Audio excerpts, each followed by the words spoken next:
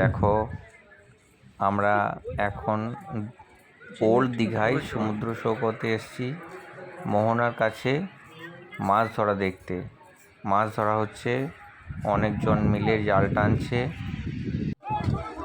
জালটা প্রায় উঠে এসছে, এবার মাছও দেখতে পাবো আমরা।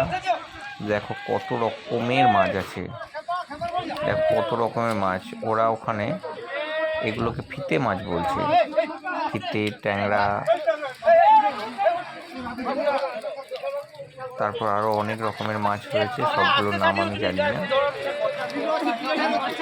জেলেরা ধরছে, জাল টানা হয়ে গেছে, আমরা সবাই দেখছিলাম মাছগুলোকে।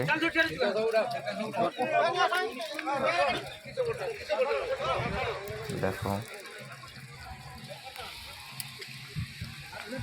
দারুণ জায়গাটা, খুবই সুন্দর।